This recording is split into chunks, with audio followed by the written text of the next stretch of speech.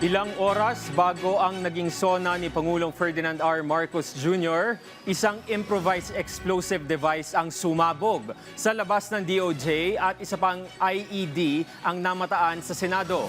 Ayon sa PNP, tukoy na at malapit nang maaresto ang mga nasa likod nito. Si Ryan Lesigue sa sentro ng balita live. Ryan? Jules, hindi pa pinapangalanan pero sabi ni PNP Chief Police General Jose Melencio Nartates Jr.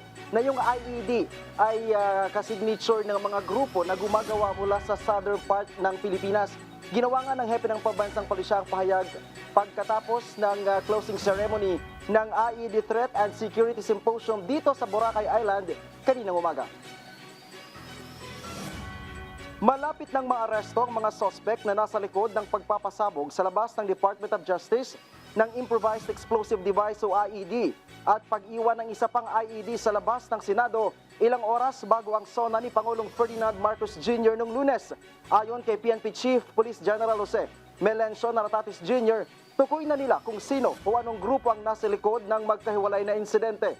Binigyan din pa ng hepe ng pambansang pulisya na malaking bagay ang ginagawang koordinasyon ng bawat law enforcement agency para madaling maresolba ang bawat insidente ng karahasan.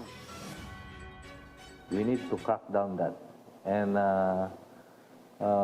we have good leads and our operatives, our detectives are in close coordination with the different law enforcement units para mahuli natin. Okay? Malapit na yon. Jules, ngayong araw nga pinangunahan ni Nartates ang pagtatapos ng 4 na araw na IED Threat and Security Symposium. Sinabi ng hepe ng pambansang pulisya, timely at essential ang naturang aktibidad dahil sa patuloy na pagbabago ng estilo ng banta hindi lang sa bansa kundi sa buong mundo. Ang Police Regional Office 6 naman sinabing malaking tulong ang pagsasagawa ng ITSS sa Boracay Island para sa awareness at dagdag kaalaman ng kanilang mga tauhan.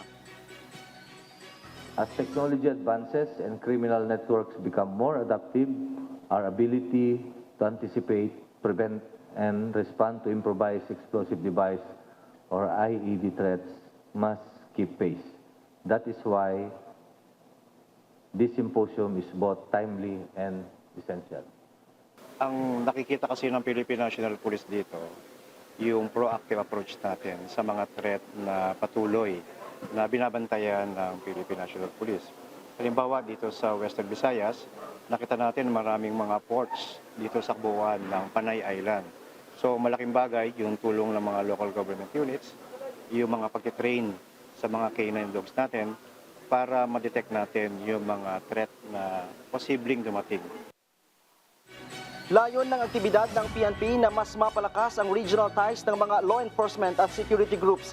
Sa pamamagitan din ng ITSS, may tuturing or matuturuan ang mga otoridad na makapag-identify ng IED, tracking at evidence analysis. At higit sa lahat ay mapapabilis ang pagresolba sa mga kaso ng IED at mapapakulong ang mga responsable.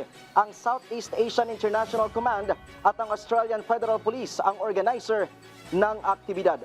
Jules, sa katatapos lang na symposium, nasa 55 na mga kalahok ang nakaisa, kabilang dyan yung mga miyembro ng Philippine National Police, Bureau of Fire Protection, BJMP at ng Philippine Coast Guard.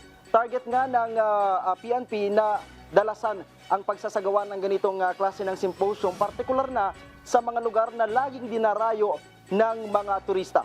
Jules. Maraming salamat, Ryan Lesigue.